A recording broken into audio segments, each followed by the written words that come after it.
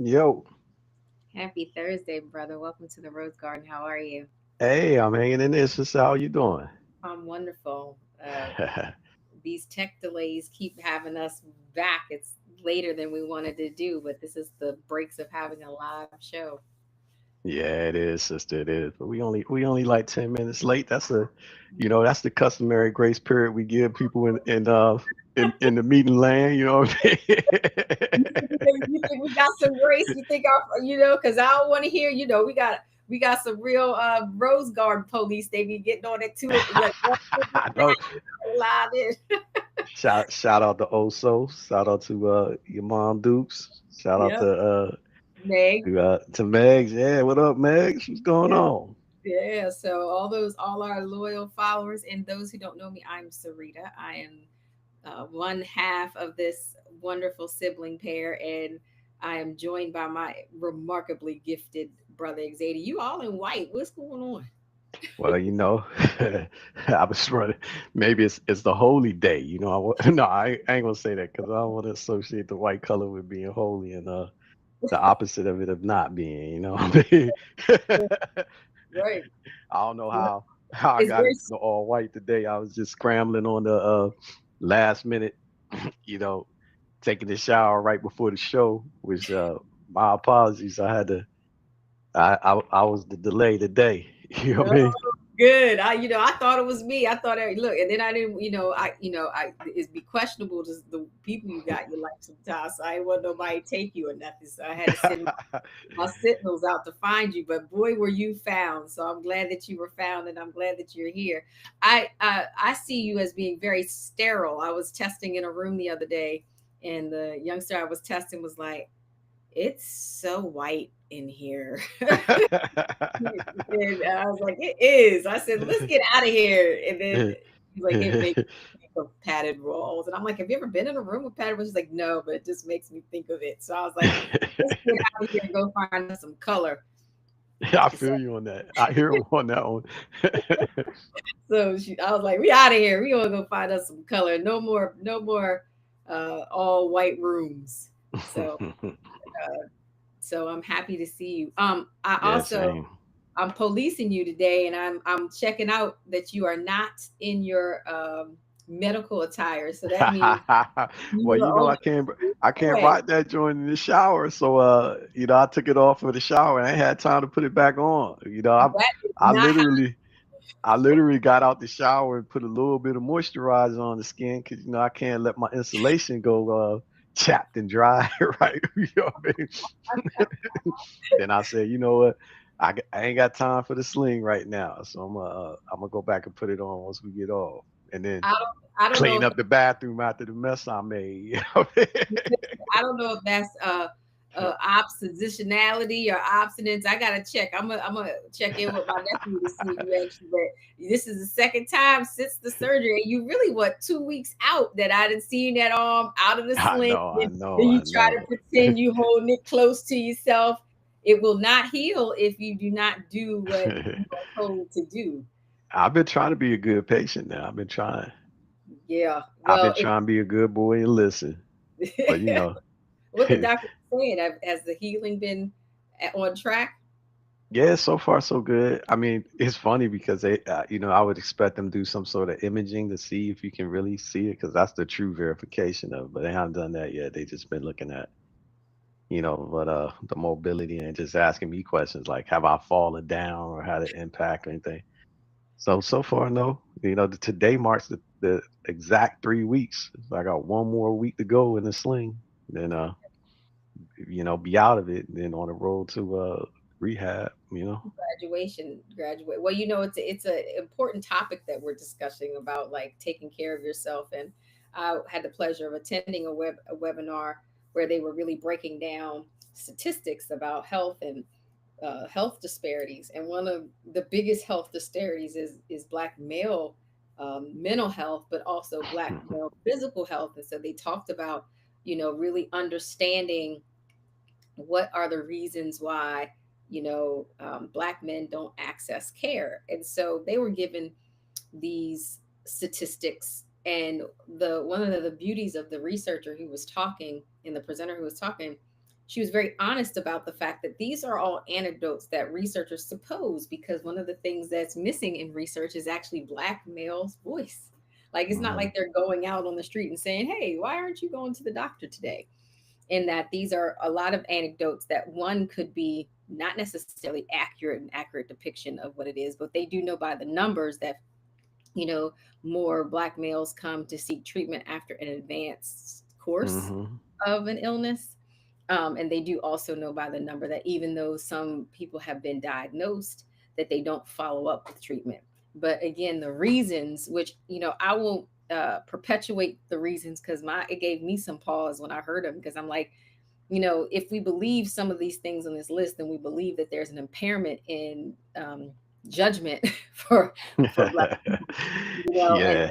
and Black males. And I don't believe that. I think that there's some more sociological studies need to be advanced so that we understand things a lot better. So, um, and I don't think we understand it, but I do think we like to put our own spin and um, um, experience to it. So I'm, you know, but since I have you captive in the rose garden, I know you do some things a little different. Like, I know you will go for if you catch a little cold, if you got a bump on your nose, you're gonna go find out. But what do you think are some of the reasons why your counterparts have such a hard time going to seek support?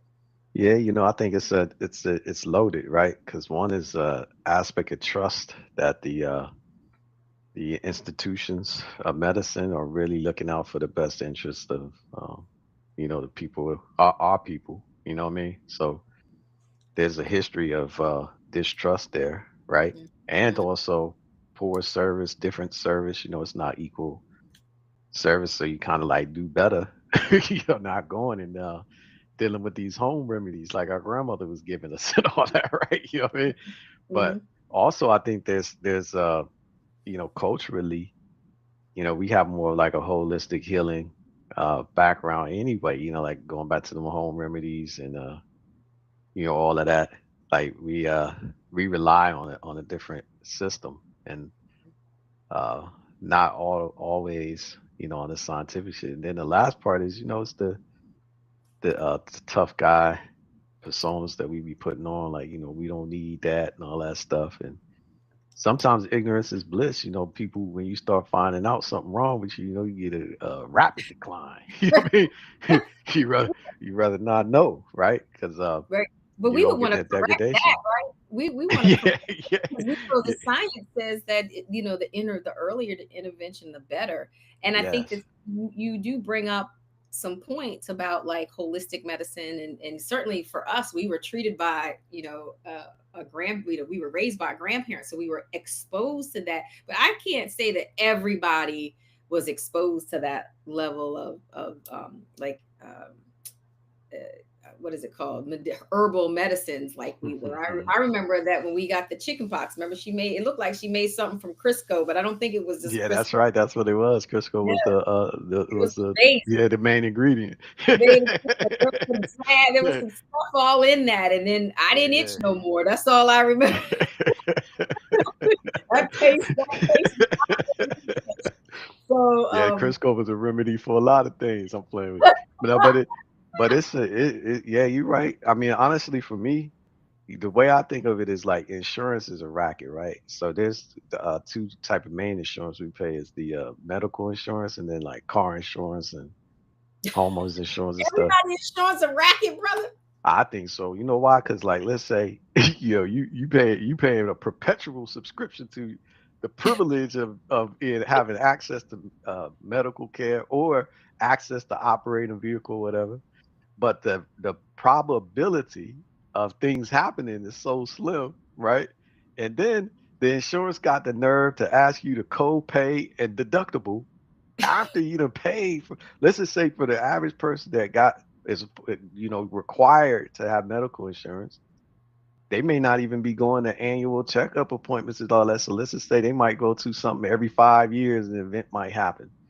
So for 5 years, they received all this payment for nothing. They ain't have to pay out a damn thing. So I burn it up.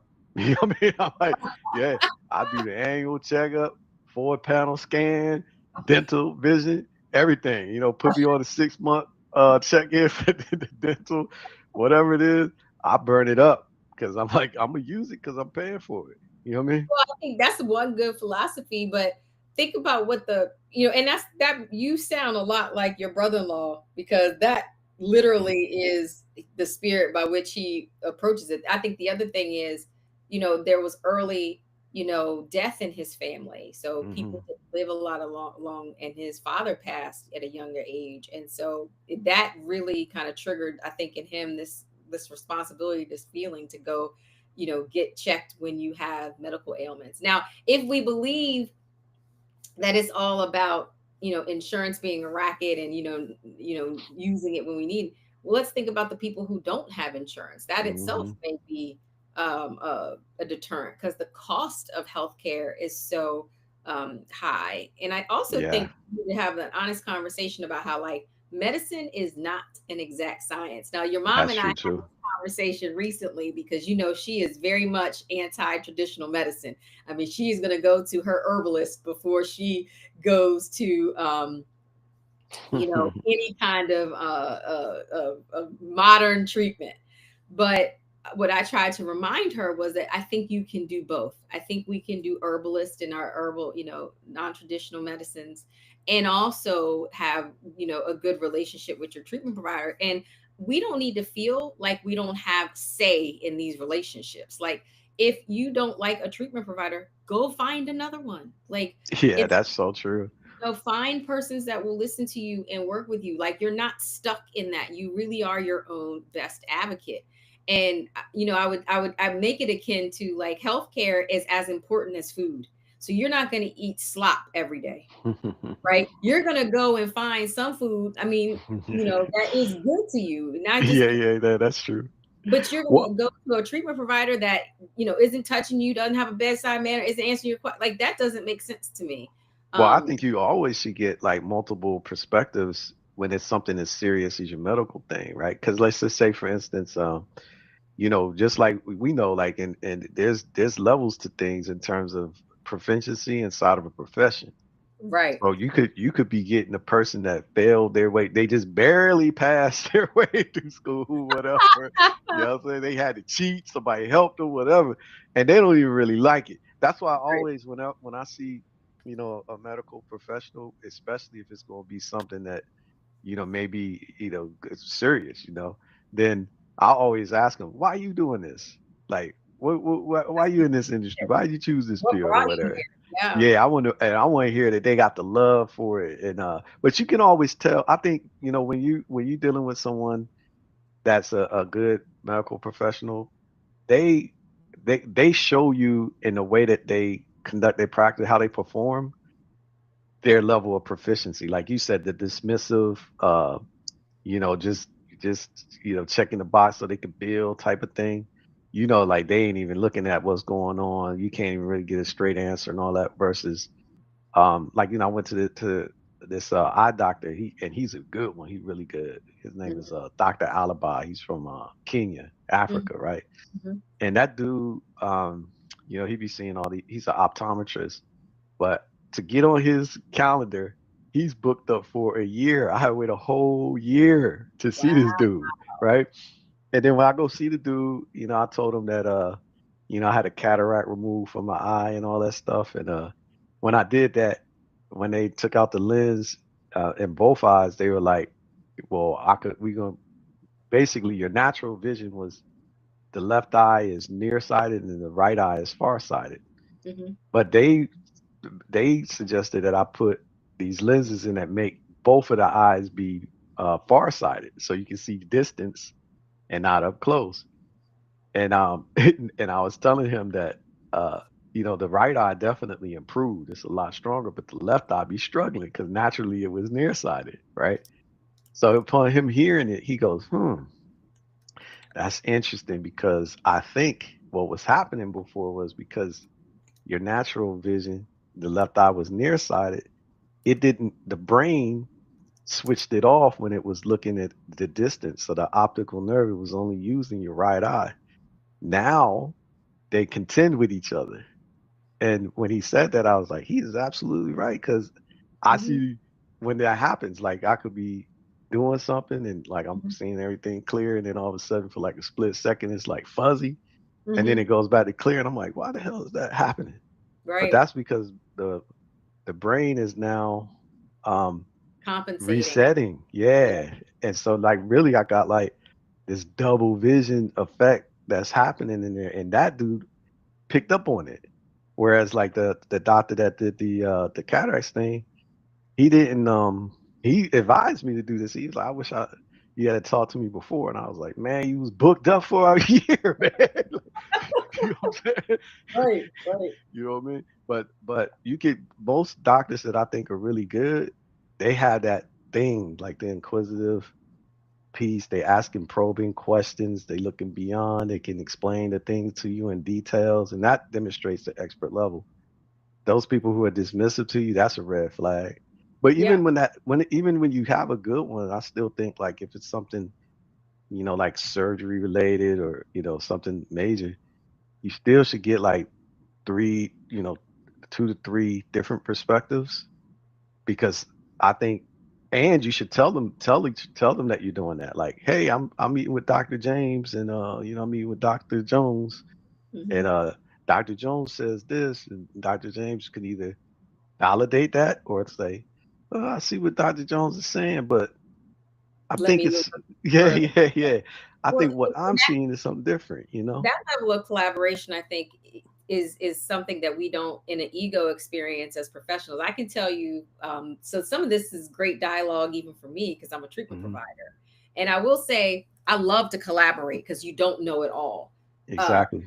I will also say most people, Hmm. especially at my level, don't want to, and Yeah, I they don't hear want to you. be questioned, and they don't want to be, they don't want to work illegally. And it's interesting because I called a good colleague of mine who I worked with, both at our practice and then when I was in the schools, we were like this dynamic mental health duo.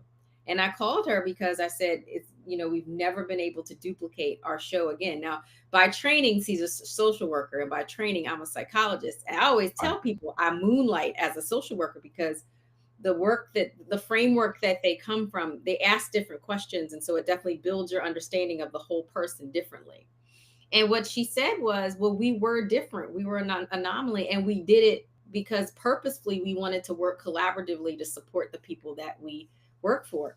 Many people don't want to do that because they have this, they go into these experiences for ego experiences. I will tell everybody, it's funny because I have this friend that's always like, I can't wait till I'm a doctor because people are going to do, I'm like, nothing changes. You just, I have literally had my doctor for so long. Like, I'm not diminished when people don't call me a doctor. Like, I'm not their doctor half the time. So I don't got to go to a restaurant and say, I need a table for Dr. James and company. You know, the other thing is, like, I know who I am. I know what I have. Like, it doesn't diminish me. But many people believe, like, saying that doctor, like, makes them feel like they're better than anybody else. It really just proves that we have a ton of discipline because I was in school for 10 years. Nobody really wants to do that. So now I be looking at me like I got 4 heads. And she's like, I don't know how you did it. I was in school for 10 years, and you're still always in school. You're continuously learning, you're continuously training. But what I value is I really do love my job. So I could do this job every day in my sleep. And so burnout doesn't really resonate with me the same way. I do get tired of doing the same things, but I don't necessarily burn out from the experience. And I think that medical doctors and such, they don't work necessarily. Their training isn't set up to, like, let's go talk about these cases. Let's do case collaborations. Let's go call the world expert and figure out how they're doing things. And then the bottom line is they would have to actually admit that we don't know. We're asking, we really don't know. We are supposing, and we're asking questions as we go along. And then the more experience we get with our clients and with our patients, we then become to see their patterns. But it's not ever a hit it and quit it, and I'm able to see everything of a Yeah. person. Yeah, yeah, and the discipline is expanding because you guys have that DSM thing Five. that, yeah, it's 5 now, but it's 4 iterations before the 5. You know what I'm saying? So like that's supposed to be the guiding principle, but as you can see, it's not the end all be all, right? Because it continues to expand and grow. But it's Right. like how Lex Christosomo and his father Wesley, they were talking about in the martial arts, they are always inquisitive, learning, sharing, right? Because you could have a discipline, like you could be really proficient in a certain skill, but you could always learn, from others. And I do think the ego gets involved with stuff like that because being a business owner or whatnot, uh, and being in a position of executive leadership when people are coming to you for their direction and all, it can be like an ego stroke. And from time to time, I feel like it getting triggered when I'm supposed to be, the person that has the answers, right? Yeah. But Yeah. but but I have been wrong several times, what I'm saying? Mhm. People have Mhm. shown me that, a better way. So I'm always open to gathering all the facts and then, let's look at it together and then see what makes the most sense. But I Mhm. think like as a whole, us humankind, we're so like really humankind has progressed to a certain degree, but we're so distracted by nonsense Mhm. that it really interferes with our ability to unlock our highest potentials, with which we Mhm. have never even really gotten to yet. You know what I Mhm. mean? Mhm. I So, would agree with and that. so to your point, like those little, like everything is representative of each other. Like it's like yeah, we should have better collaboration and all that stuff, and then that would reinforce confidence in the patient population, because let's just say if you were to preemptively or proactively, collaborate with someone else. Like you see something, you're like, you know what? I got a colleague that I respect their opinion. I want to have them take a look and see what they think. And we'll, compare notes, and then, we'll talk to you about this diagnosis or whatever. I Absolutely. think that would make me feel good because I'm like, man, they really They care. Well, Yeah, yeah. to You your know, point, and, we can't have a conversation like this about competence and trust without talking about the structures that broke confidence and broke trust. And hmm especially, again, I hate going to these trainings sometimes because it's always like it paints Black people in such a negative light. And it's like Black people die and Black people, but I think we can't, we need to really talk about the systems that were in place that made that mistrust happen. They're the Tuskegee syphilis, hmm where hmm doctors, nurses were actually inserting patients with syphilis to see the disease course. And we were, picked as guinea pigs and not talked to about Tricking them without it. their permission and consent. And then Yeah, we had that's a terrible. laugh where, they stole her gene, her tissue and didn't Mhm. give her credit for it yet, and didn't necessarily inform her of what they were doing. So these things have contributed, and that's just like the publicized things. Mhm. I'm going to Mhm. give you an example from my own experience where, um, first of all, I love my doctor tremendously. We are buddies, okay, and he's been my doctor forever, right? But he wasn't always my doctor, and so I had a very complicated case, early on, and I was getting sick when I was in grad school, and I was having these liver issues, and nobody could explain them. I went to Hopkins, all these different places, all the specialists of the specialist, and people were just putting a band-aid on it. They took my gallbladder out, but I was still having these problems. And so the first doctor told me it was stress, right? And I was like, listen, I'm not in any other kind of stress than anybody else who's in grad school. And I was young. I think I was like 23, 22, when it started happening. So, I ate good. I was, in good shape. I didn't, there was no reason for me to be experiencing these debilitating liver experiences. And everywhere I went, everybody said, it's stress, it's stress, it's stress. But I knew my body.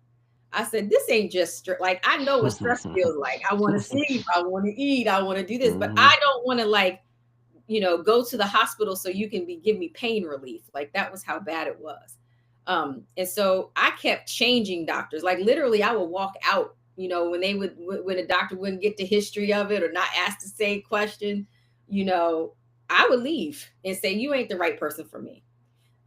And so I found my doctor because I was next door to another doctor and I heard him talking to a patient. Now, I will say this, my doctor has absolutely no good bedside manner. And so I know that matters to some people, like, how you're talked to, like, you don't get greeted and like, hi, how you doing? My doctor talks to you like, well, if you keep eating, you're going to die. Like if you're Well, that's some common sense, matter of fact stuff. But I prefer that when it's something practical like this, right? Where somebody just talks to you to direct, but still with compassion and kindness. But I think definitely, you want to, it's really important to stay on top of what's going on with your body because you don't know. Like again, this is another area that this thing don't come with a manual, and you kind of discovering it over time. Like you said, you know your body, you know the baseline and of what your body is like. pain Hmm. is telling you to do something. Like, Hmm. pain is a motivator. Pain is it's clearly saying do something. And so I Hmm. would argue that yes, there are systems that create this mistrust, but then we do have all, I think that's the part I want to kind of send home today is we got agency. You can leave those people, you can find other people, you can, Hmm. and find, if you can't do it, take a a friend, a family member, find some of the aides, they're not called aid, the medical assistants, or like I Hmm. have such a good relationship with my doctor. The medical assistants are contact me, the other nurse practitioners and medical doctors that work in the practice. I'm confident with all of them because they all collaborate and talk. So like medical systems are systems, and so if you don't find someone there that you like, keep looking. I think that's the thing that is so important, is like keep looking and keep you know asking your own questions. Like don't just believe one thing and then you die of like some weird Right, cause because, right, you didn't keep going to get the studies, right. And and you have to advocate for yourself. Like expand out. Like right now, I'll be like researching what's happening in other countries and certain areas of medicine and all that. And also, I don't just take for at face value what I'm told. I Mhm, measure it against what I feel. I do research on it, mhm, and because sometimes, like they say, like dysfunction can be the source of this dysfunction can be in one part of the body, but it could appear somewhere else. You know what I mhm, mean? Like you mhm, could have mhm, like something going on with your digestive tract, and it'll make your eyes will be all blurry, and you'll be mhm, thinking it's something mhm, with your mhm. eyes, but it's really that. So like this whole system is like intertwined. Like I'll be going so far as to getting like the genome sequence, the genetic Mhm. testing. So Yeah. like if there's any genes that are defective and stuff, because like right now they have the advancement in technology to where they can manufacture a defective gene and like correct it, like fix it. So it's a so I definitely, but What do you if you think don't know about being these a part things, what do you think huh? about being a part of clinical trials? Because I think that's also something Black people do. One, don't are not participants. They're also not Right. invited, and they also don't do their research to find out how to be invited. Like so, there's a like I think what you're describing is again us taking responsibility and having more Yep. agency over what we do. But that means you have to be involved in the medical process and the treatment process. And so I think also recommending that people participate in clinical trials are good, especially if you have a diagnosed condition. Yeah, That 100%. I totally agree. you know. Definitely the clinical trials, if not at all, even if it doesn't benefit you, it's definitely going to benefit somebody. You know what I Mhm, mean? So mhm, sometimes you got to look at it, as that, like maybe you might be the guinea pig test case, but you might help somebody else in the long run. But for our communities though, there's still one barrier, which is the cost of the yeah. healthcare and like how to overcome that. To me again, there's and that's also personal responsibility. And I know it sounds like the cart before the horse because like people's financial management, like you got to kind of take the onus on that. But it's like, it's several different factors that go into it. Number one thing is you got to figure out how to monetize a marketable skill or talent you have. You know what I Yeah. mean? Whether Yeah. that's turning over rocks or sweeping the sidewalk or Yeah. washing cars or cutting grass or whatever, you got to maximize a marketable skill. And then when you Right. get some money, you have to definitely, every time you get any piece of money, put some money to the side for Uh-huh. sure. And Right. that, and this way, it'll get you to live underneath your means and not beyond your means. Because truth be Yeah. told, I think living beyond your means is totally stupid. Be real, just to say straight up, it's dumb, right? Because why stress yourself out for what? Because it's like Right. because the impetus to living beyond your means is like impressing other people. You know what I Yeah. mean? Yeah. But if That you ego. got something, Turn it yeah, it's down. the ego. So if you could only afford uh, a 80 square foot home, but it has everything you need. You know, you got a refrigerator, kitchen, bathroom, shower, bed, all that. Dude, who needs an 80,000 square? Who cares? Like, that's your home. Be proud about it. Do this stuff, and then stack up chips. Build additional marketable skills. Like, this is the turtle race. This slow and steady. You know what I Right. mean? Like, you can always change things, but I think we all want the right now. And I think definitely what happens in the right now is determining what's going to occur in the future, right? Right. So Right. sometimes the right now is, well, let me build up something that can turn into something for me. Like I could turn this straw into gold, you know what I mean? But I need the machine. So I'll start building the machine one Right. piece a day. I heard I was watching this little movie while I'm working late last night, Hmm. and I heard these people, they was about to walk from one country to the next country, and that joint was 1,200 miles, right? Wow. And when I heard it at first, and the dude was telling, it was a grown man telling a little boy, like, we gonna walk to this place. And the boy was like, wow, like, how far is it? He's like, 1,200 miles. So he's like, what? And then the guy said, it's all right. We gonna walk 12 miles a day.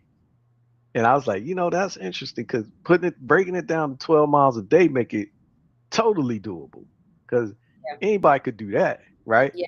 So he's like, we're gonna do 12 miles a day. So that meant had me doing the math, right? While I watching this one, I was wondering, I was like, how long would it take 12 miles? So that take you 100 days to walk 1,200 miles. So it's gonna take them 3 months to get from one place to the next, Hmm. but they're gonna get there. They're You gonna know what I'm get saying? Yeah, doable. and the dude, the older dude told the young guy, the first step is the hardest. And I was like, damn, if that was a jewel he's dropping on this dude. So that's It's like, rules. I think that I think what you're saying is so important, and I don't want to run from it. Is that when you're starting out trying to figure out who you are and what you are, responding just to the ego and saying, "Let me show you all who I am," is not the way to sustain yourself. Which is let me also show myself who I am, right? Because that's setting those small goals. That's for you. That's not for mm-hmm, the world to see. mm-hmm, And I think that's a big problem for all of us. I think mm-hmm, also if we bring it back to the medical discussion, some people are just so embarrassed about what they may find, mm-hmm, right? But we need to be able to take ownership over our choices. So if mm-hmm, let's just say uh, you know, we have a lot of family members who are smokers, mm-hmm. and so it's almost like when they have a cough or whatever, a lot of them say, "Oh, that's the smoker's cough," and I'm like, "Well, you don't know if that's just smoke or if that's some kind Right. of like go to the doctor and find out." But it's almost Mm-hmm. like they don't want to really find out because of the fact that they're smoking, and so that Yep. shame around smoking makes them say, "Well, it's okay because I smoke," instead of like, go Mm-hmm. figure it out, go see what is, we know smoking's doing something. It's a teratogenic, Mm-hmm. but that might Mm-hmm. not be the issue right now. You might have pneumonia. You might need Yeah, to. yeah. Right. So Something we resolvable. but Yeah. something resolvable. So it's like, I think we need to take ownership of it. And I think Black people need to see themselves being able to do that. Now, since we are, how do you talk to the people who are resistant and committing a misdemeanor, such as yourself, who you're in treatment, you went and got you did the surgery, but it's hard to follow through 100% of what they. Speak to those people. How can we help them today? Well, since I'm one of those people, I know that I feel like and probably wrongly, I feel like I'm special, extraordinary, right? Like I'm like, man, I heal fast, all that stuff. Is this Um, what you say you said to yourself? but I know I do. I know this is true. I heal fast, all this. But the thing is that yeah, if I do the wrong things, I pay for it later, right? Mm-hmm. And I do think it's a thing of being patient. But this whole thing, once again, like they say, like the principle, I forget the principle of like continuity or some shit, I can't remember, or correspondence. But Mm-hmm. basically it's this, as above, so below type of thing. Now Mm-hmm. if I can't be patient with, like, my body's healing process, me trying to set a goal or objective and achieve it, it'd be hard for me to be patient on that too, you know. Mm-hmm. Mm-hmm. But I do see how, like, uh, it's the thing with the body is the body to me is like a vessel, like a ship, literally, like it's its own little planet, and somewhere my consciousness is dwelling inside of this planet, right? You know, but it's uncomfortable. You know what I mean? So like keeping the arm in the sling, can't move that arm, doing this stuff, and just I sit in the chair, my elbow hits the arm of the chair, or something. It's really challenging to totally immobilize it Mm-hmm. when I have I guess you could say voluntary and involuntary movements being signaled to it from my brain. So it's hard to do it. But it takes dedicated commitment to make that happen. You know, so I'm trying to do it. You know what I'm saying? I'm trying my best.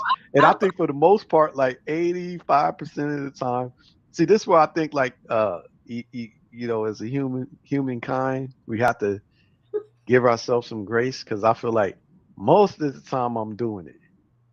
Sometimes I don't. You know what I'm saying? But as long as I'm doing it more than more, I'm following it more than I'm not.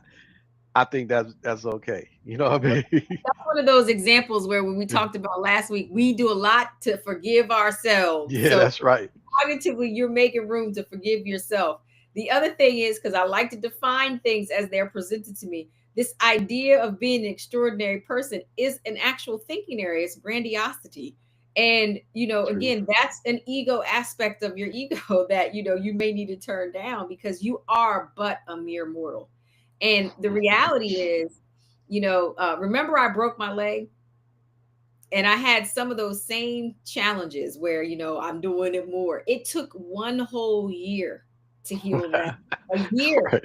a Right. year and a displaced hip because I wouldn't do what they were, telling me to do. And so because of that thinking error, it created more physical problems than, were necessary. And so I want you to turn that aspect of yourself down, and all your brethren who have a hard time, following directions. And Well, I, I agree with that. Like that grandiosity, you got to be careful with. I mean, that little nursery story, nursery. I call it a nursery rhyme, but it's the story you learn. All kids learn when they're kids about the race between the tortoise and the hare, hmm and hmm how the tortoise is super fast. So he got talent. He is extraordinary in terms of speed, you and mean his the speed. hair? The hair is the Yeah, hair is I'm sorry. Yeah, the my bad. tortoise is The slow. hare, yeah, the tortoise is slow, right?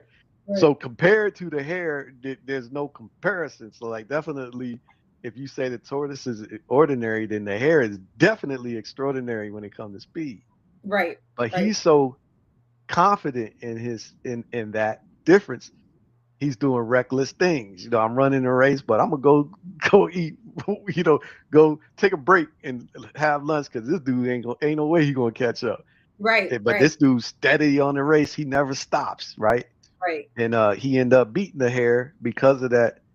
Like what I would say, that the lack of grandiosity, where he's like, I have to work hard. I Mhm. cannot stop. I have to do this thing or whatever. So you're right, that grandiosity can be a trap, but sometimes it's real. Like, like the hair is extraordinary, but you don't just sleep on it. Him knowing that he's extraordinary, he might as well just have finished the race Right. before he did anything else. Like, what was the problem with just What being like, I'll just smoke this dude, get this race up in my rear view, and then I'll go do everything else while he's still trying to finish, right? Well, that's the problematic way that grandiosity can interfere. Mm-hmm. What you're Mm-hmm. saying is there's both positive and negatives to it because it could also Mm-hmm. do exactly what you said. Let me just smoke this dude, do what I got to do. And Mm-hmm. recognizing your exceptionality is not what I'm suggesting, like to limit. Mm-hmm. Like, I think Right, we should right, right. have exceptional talents, exceptional gifts. It's things like, though, when it's interfering, and I'm bringing Right, it up right. because I think that it could be one of those things. Labs wrote this in the text in the chat about maybe that's what is preventing some men from getting treatment is this idea of I'm superhuman, I'm better than others. I will say this too: there is a belief that the body will just heal itself. I've heard that consistently from some communities, like especially like when you are, talking about something like maybe like mental health medicine or medicines that they feel like can be healed with food. I hear this all the time from people saying, well, my body wants to survive, it's going to heal itself. And I would argue that there is some truth to that. But Definitely. there's no research that says that if utilizing certain things that will optimize the functioning of the body is But negative. that is right there, or what you just said, I 100% agree with. I think it's just another thing of ignorance, right? Because let's just say, for instance, if we were born right now, we babies and we born, and a baby doesn't know exactly what it needs. It just knows what it feels, right? So like right now, I'm hungry as a baby, a new consciousness in this world, Hmm. not knowing how to interact with this world and what the body needs. I feel this hunger, and I'm like, what the hell is that? Stomach rumbling, all this. I'm feeling hungry. I don't know. I need to eat, or I'm going to die. If I Right, don't eat in a couple days, it's gonna be over with me, right? You right. know what I mean? So to me, that's like that's why I say like in this world, there's like invisible principles and visible principles, right? And Hmm. that's like one of those invisible ones. Like there's some things you got to do to fuel an organic, you know, body, Hmm. and if you don't do it, then it ain't gonna be right. And we just need to know, like like say for instance, like with the body or whatever, you need to know, like when this thing happens, right? The shoulder thing tore, right? I didn't know what happened. I just know I feel a little funny, right? Right, The right. imaging thing tells me exactly. You tore some cartilage around your shoulder. Okay, now what can I do about it? So now it's being informed so you can make a good decision. Well, Right. if you do nothing, ain't nothing gonna happen because it can't reattach itself, right? So in order But for you're it to actually extraordinary. heal, You told huh? me you were extraordinary. You said you were Well, extraordinary. I So, wasn't going to do nothing. So there's a decision point. Do something about it or do nothing. So I was okay. If I don't do anything, what's the option? Well, the option is to build the muscles around it so that you know they can compensate for what happened. mhm. Now, okay, what's the downside to that? And my own mind is, well, the fact that it can't heal itself because it's cut off from its blood supply and all that stuff is it's going to atrophy. It's going to Yeah. die because it ain't doing nothing. So, what larger problems can happen from doing nothing, right? Right, So I right, said, okay, well, I want to fix it, so let's reattach it to the blood supply, let it fuse back with the body, and let it reattach itself because it needed help to do that. But right. you need to be informed to know that. But some people, um, and I could have like muscled through it, like that. I could have done that too. That was an Mhm, option. mhm. But I felt like now that I'm informed, now that's the uninformed option is like just muscle through it. But the informed option is like, well, you could, but it don't make sense to take that route because it's gonna probably be worse over time. And that pain you're gonna like that now will be something that you're gonna always have to deal with, right? Right, Whereas if you fix it, you might get this, the the momentary pain, like this right, temporary right. pain for this period of time, but it will heal and it'll be better than maybe it was before, type of thing. Okay. And now lots of things, like what made it happen, you know, with the dysfunction that you're doing. So it's just information, you know, it's the same type of thing I was telling, you know, our mom, you know, the invisible principles of like gravity and air, right? Right. So those two principles we manipulate to fly how many ton plane Hmm. through the air. Like that seems impossible. You know what I Right. mean? When Right. you see it, but by manipulating these two invisible properties that we've studied and we know, but then I wonder how many other invisible properties are there like this? You Right. know what I mean? That we just don't, we're not aware of. That So what I hear you saying yeah. is, so here's there's some real good fix. One Mhm. is go to the, like, you have to actually be motivated and go get the help you need. Then two, Mhm. advocate for yourself in those situations and Mhm. make sure that there's a relationship built. Then three, it Mhm. sounds like you need to turn down the egoic aspects of yourself that might be interfering with you following through. For you, it is that you were extraordinary. And all of a sudden, this extraordinary person who could heal fast, who could do all this, had to recognize they were just a mere mortal and do what the doctor told them to do. Now, the fourth part, which I think you got cousins and you still not quite as healed in, is now it's the follow through with that, and 100. being 100. patient enough. That's, I think that's a human issue, is that we're not patient enough to follow through, to do all the Mhm. therapies, to do the wear your sling, which I hope by the time you get off the air, you're gonna be tied up. If not, I'm gonna come over there and put it on you myself. Well, I am because I had to like condense my routine, so I even be able to put a little lotion on my back. I got an itchy back, you know what I'm saying? That's like one of those joints where you want you That's the you last thing you do in the winter is an I know itchy. you would I know. I was like, yeah, I can see how when you be talking about the empty closet where it could come in handy to have a second set of hands. Like, I need some help. Put some Now, put now some you lotion want on now my you back. want to go to the group chat. Now you want to go to the group chat because you and me, because your back is itchy. Yeah, Don't go that's to all the I group. need is a little bit Don't of lotion on my back. go to the group chat because your back is itchy. You over there treating them gals like they not of any. But this is. I always tell people this because people ask me all the time. Or not all the time, but I'll say I have discussions with people and they're like, "Do you really like being married?" I'm like, "Absolutely." I I hear said, you on that. I have pumped any gas. I ain't. I don't even.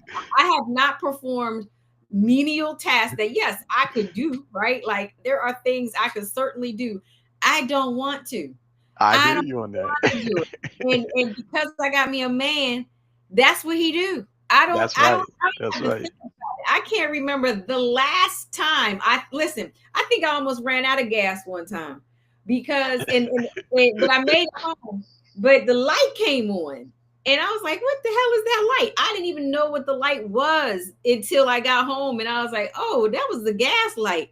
So I I don't. Yes, I love being married because I got a man. Now I want that for you. That's why I keep talking to you about this empty closet you got.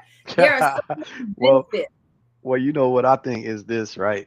First of all, I think it's definitely beautiful that what you and you know, your husband had, my brother-in-law and all that. But I feel like, you know, uh, I've I'm one of the unlucky people, right?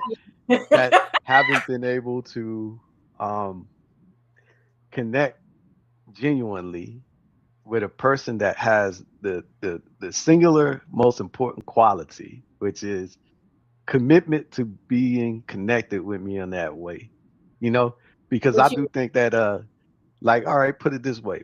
You know how we are talking about in terms of relationships, but also I keep going back to also because he he expressed this and I resonated with it, which was, you know, as much as we men, you know, are tough and we got these external exteriors and shit, it's like you could see a dude still yields to love. You know what I'm saying? So like in the way he was expressing, he was talking about his love to his children, you know? right, So right. even though, you know, he is the parent and all this all you know, ultimately, yeah, he can apologize for choices and things that may have happened that, you know, created outcomes to them that weren't favorable. Mm-hmm, mm-hmm, And if they felt some type of way about that, you know, his ego and pride definitely gonna be defensive and all that stuff, but he will yield, you know, to them on this. And mm-hmm, I say ultimately I'm willing to do that, you know, with mind within reason. You know what I'm saying? Like I'm saying in terms of mm-hmm, they gotta come respectfully with trust and all this stuff, but because there's real love there, I'm always willing to yield my own pride and ego. You know what I'm mm-hmm, saying? Now I feel like a lot of people, and you know, this definitely speaks to the abandonment or attachment or detachment issues, you know, a person has. mm-hmm. But the thing is that people's pride and ego and fear, you know, their emotions and thoughts keep them from wanting to yield to the other and be connected with them. Now I see you and your husband have that, like despite whatever y'all go through, whatever, you know, y'all want to be with each other. Just like how you answered that question. Like, you know, it comes down to life is always that these Choices. binary intersecting points. And the point is, do you want it or not? When the Correct. person asks you, you say, hell yeah. You know, if the person asks you, ask your husband that, he said the same thing. But Right. it shows in I y'all hope you say actions. the same You thing. know, like let's just say a person say, get the fuck out. Nigga go out the front door, he come back in the back. You know what I'm saying? She go out to the she go They go to she, their car she and wait. go Listen, this is this when me and Bruce were young, we're like there are iterations of who you are, right? So when we were really young, like I always say in my 20s, we were feisty. So fighting meant something, like all this fighting with, with the ego immediately out there, and I would be like, Mhm. you ain't gotta be here, But And that's not he what you really want in your heart. You're like, please, nigga, don't go. Don't leave.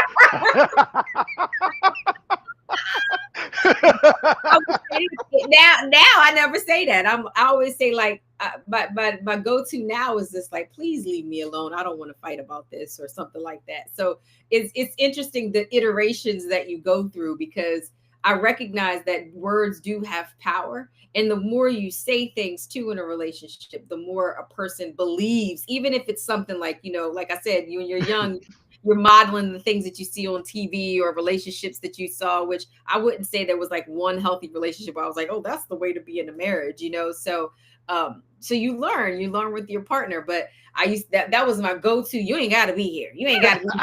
And then I think now, like, man, if I had let that be my truth, I'd be pumping gas, shoveling snow, taking out Especially if trash. his ego had triggered on it. Was like, you know what? Yeah, you're right. I don't gotta be here. I'm out. You know, but hey, that remind me of how we was talking about like Martin Lawrence and them. So Yeah. I love that Martin show because he had a episode in there where he did a thing like that where he was telling Gina, he was like, you know what, Gina, go step, get out here, step. And then when she was about to get out the door, he said, Gina, Gina, Gina. No, no. He's like, no, you won. You won. Like, I laughed because I was like, yo, that's how it is too. That's You how know it is. what I mean? So That's how I it hope is. the group chat. You probably want some favor in the group chat today. I hope that you get to a point where you will be able to do that same thing for somebody that's trying to put their clothes in your closet. You might get ahead of your skis for something with that, and then you come back and say, no, no, no, I need your clothes in my closet. Go ahead. This space well, for you. Dave, my homeboy, well, Wes's people, Dave, and subsequently through West, Dave, who passed away, Yeah. lady he had a baby with, which I consider her still his girl. Even though she got a Yeah. new man, and I refer to her as her name's Sanaya. So shout out to her. So she says to me one day, we was having some real talk, on just relationship shit, and she goes, she feels like men, they like beat their woman down emotionally so bad, right? So that they can see that they're down for them. You know what I'm saying? So basically it's like, and I see that I could see what she means. It's like, what I really want to see is that a person will stick it in with me no matter what. Yeah. But in Yeah. order to see that, you got to take them to some deep waters, right? Where Mhm. anybody else would have ran, from But at they this understand. point. Yeah. But this person decided, well, for whatever reason, I ain't going nowhere. You know what I'm Yeah. saying? And now because they did that, you're like, well, that shows me love. And you call it like sacrifice and all that, but it's really choosing the other person over yourself. So and most people can't do that. Like they Hard. want something and then they want you to give it, Hmm. but they don't really want to give what you need back, even when you say it. Like Right. if even when you tell them like this what I need from you, and they're like, well, fuck that nigga. You give me, Right. i need You can do i this. need this from Yeah. you. Right. If you do this, then I'll submit and do everything. But I'm like, that's bullshit, Yeah. because if you had that capability to do it, you would be doing it already. Already. So Right. no matter what I do, you ain't going to do it. So Right. let's get off of that. But I want that part, where like Well, it's when gonna a come. person demonstrate that. You Huh? gotta, and it'll come. You gotta look for, and you gotta recognize. I noticed that I said I didn't always have that quality. So people do grow as relationships grow. But brother, our time be getting fat, Well, getting. well, I gotta run the game with you today. Oh, you got a game for me. Yeah, I Oh, got a game. about you got a I, game. me, Good. me, me, and your husband, my brother-in-law Bruce. What up, Bruce? Salute to you. We done got together, Oh and Lord. we came up with a game for dear old Dr. James. The game is, Okay. let's see how well y'all know each other. Oh So my I goodness. asked your husband a series of questions. So I'm gonna pick three of these questions from this. Okay. I See wish I wonder if there's a way we could get him on so we could see what he say about yours, right? how can we I, do that? I don't know. We would have to send him the link or something. I don't know. Let me see if we can share the link real quick. All right. So while you working on that, I'm gonna pull up Let me the see if questions and then we gonna run into let me it. share the link. Oh, I see. There's an invite. Let me email it to him and then tell him to hop on because this seems like there has been some coordination here that is important. Um, All oh, y'all right. they're coordinating it. All right, there's the link. I'll send him the link so maybe he can hop on. All right. Uh, So this is what I'm gonna ask you of him. So this is a question that I asked him, you and you asked tell me you I me? asked him. So this is the his questions, and I want to know what you what your answer. So Okay, go I ahead. asked him what is your greatest regret? What do you think he said? What is my greatest No, regret? his greatest regret, his own. I was asking him. I said, "What's your greatest regret, brother-in-law?" What do you think he said? Greatest regret. Hmm. Uh, let's see. What is his greatest regret? Gosh, that's gonna challenge me. Is okay. I need some context. Are we talking about like personal regrets or regrets related to like our relationship? No, this is personal. Personal This regrets. is Okay. his greatest regret personally. His greatest regret personally. Hmm. Regret. I don't think he has any regrets, but I will say something that he probably wish he could do over. Um, he's been a great husband. So maybe waiting to go to school so long, or like choosing himself instead of like giving. Like he does a lot for me. Like going to school, waiting to go to school. Hey, You know, that was a good like dig to pull a rabbit out the hat. And I like the way you I like the yeah, way you I like the way you probe for the context. So that was good. No, yeah. his answer to that was his greatest regret was not having the opportunity to tell his father Oh, some things he ought to have said before his father passed. oh, What up, my Hey, brother? good. What's up, How you family? doing, brother-in-law? I'm doing well. I'm doing well. It is great to be in the Rose Garden. Man, welcome, my brother. Welcome. welcome. Yes, yes. I Yeah, just, I just this is the husband that wrong. this the husband that the sister always is talking about, man. Welcome, brother love. It's good to be in the Rose Garden. It's good to be with y'all. Hey man, Okay. so I asked her the first question, which was what was the greatest regret, and she said that it was she thought it might be that you waited so long to go back to school, Okay. and but I told her what you said about not being able to have the opportunity to tell your father the Right. things that yeah. That's more accurate. That's more accurate. That's more accurate. Okay. I got you. I got you. All right. So Let's go. you ready for the next one? Next one. All right. Hey, these are some good joints. What's one bad habit? What's one bad habit that you're proud of breaking? That he's proud of breaking. What do you think is a bad habit that he's proud of breaking? Bad habit that he's okay. So he does a lot, but okay. So he ascends to heaven when he gets home. So he like takes off his clothes, and like the great ascension happens, and it's like a pile of shit at the door, and there's no like cleanup fairy that comes behind him. I'm the cleanup fairy. So that for years used to be our argument. And he's fixed that for the most part. He doesn't. The great ascension doesn't happen anymore.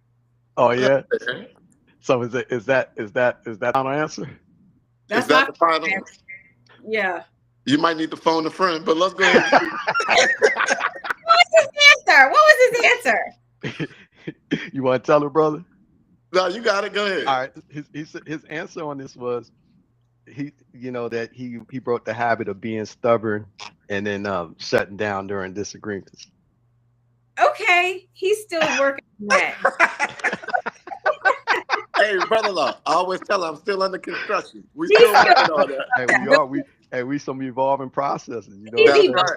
in that area, but you still have some work to do. But that's okay. I'll give you that. We What's may the have to next- give you a softball question. You Oh, open too. yeah, these are hard. All right, All go right, ahead. let me give you an easier one, right? So I asked him. I always believe that when people are growing up, that there's one person in their life that they want to make the most proud of them. So I asked him that, who you think is the person in his life he wanted to make the most proud? Ooh, that's a good question. His mom and me. You got that right. Mom and me. Like, because got that nobody right. mess with his mama. Nobody mess with his mama. So his mom and me. That So is then- accurate. Then to do this, then I guess to ask you, you're gonna have to text me the question so I know your integrity is. So we know that it's intact. That's Yeah, right. yeah. So I'm gonna ask Bruce. So Bruce, what do you think her greatest regret is? Her greatest regret. Yeah, and text me the answer, sister. All right, I'll text you this real quick. I would say that her greatest regret is, oh, this is so good. My wife's greatest regret. You ready, Sarita? Yeah. Is waiting for so long to start dating me. I had to wait 2 years I think that's true, brother. from I think that's true. 1996 to 1998. I put in a lot of work for those 2 years. Listen, that is not my greatest regret. But I think my greatest regret for like that I would say about our relationship is that I waited too long to like listen. That's what I was gonna like because we were both very like I don't know, fiery, like passionate, like when I was younger, and so I didn't listen in arguments, and so I wish I listened more because now I understand him in different ways. I feel that. That's Yeah. beautiful. That let me get a little tissue. That's touching. What was it? All That right. ask him the next one. Ask him the next one. Yeah, give it the next All right, one. so what do you think is the one thing that she would love to change about herself? Oh, yeah. Oh, I got this one. All right. The one thing I think she'd like to change is she's a workaholic. So I think she'd like to settle down more, shut the work off a little more, and spend more time for herself to kind of relax, kind of take a deep breath and just enjoy the day. She works around the clock, so that would be my answer. Yeah. Well, you My can't. answer is cook. I wish I could cook good like you. Oh, you're pretty good. She can cook. I like your food, I, baby. I can't cook like you. Hey, you know, like that's a superpower. Hey, what she was saying, that's the grandiosity right there. That's right. That's his exceptionalism. I forget the word she was saying. I'm searching for that word. She told me it's some exceptionalism or something like that. Grandiosity, you said it. All right. I'm 0 for 2. I need a softball. Yes, All right. This could be an easy All right, one. This could go be an ahead. easy Go one. ahead. All right. So what did she enjoy yesterday? What did she enjoy yesterday? Oh, we watched a movie for date night, Table 19. It was an awesome movie. 1 hour and 28 minutes long. I didn't even know how long it was. It was hilarious. It really was. It was a good watch. It was a great watch too. It So was. let me ask y'all both He wanted to watch, so it was a not- team a couple question. Let's do it. So what do y'all think is the most important aspect to keep a strong marriage thriving? Is it these date nights y'all got? And like how y'all these date nights? But what do y'all think is the aspect? So I'll start if you don't mind. So communication is the most important part of it, right? I think communication keeps us intact. It keeps us happy because we don't sugarcoat anything. We're pretty honest with each other, and we work extremely hard to listen to the other person and make sure that everyone's needs are being met. So I would say communication is the key that keeps us happy and together. That's what's up. Effective communication. Effective, yeah. We got better over time, and I think the other part is that we still have a lot of things that we enjoy doing together. So like, our life is not mundane or boring. We actually have things that we like to do together, and we do them. So I think I can count on my husband, you know, spontaneously saying we're flying to Miami to get their dessert, and we'll do that, you know, or you know, we're going to go find a new restaurant. So I love that about it. Our relationship is that we do a lot of things together. Yeah, it doesn't get boring, right? Because you never know what's happening. It doesn't. No part of never our life boring. is boring. No part of our life is boring. Yeah. Oh, this was fun. I love it having was. you in the Rose Garden. We're gonna do this in a different version because I love. We got to bring Bruce on as a guest so we could talk about like the relationship situation a little bit. Oh, I would love to. Anytime. Anytime. Great. Maybe we can do them next week. We got to go now, but maybe next week we can really dive into like. Yeah, let's do that. We had evolutions too, because you know I've been with him since I was 19, so. You know, like that, you know, I'm not the same person I was at 19, and our relationship has evolved. So, you know, we definitely have to talk about that. We definitely no doubt, because y'all had a lot of I guess you say major life altering events happening, especially early on in y'all relationship. Absolutely. And then so y'all have evolved and grown a lot, but definitely y'all are one of the you know, like the benchmarks of a successful relationship that everybody looks towards. So, you know, kudos to y'all on what y'all have done. Awesome. Y'all definitely are a blessed union. We trying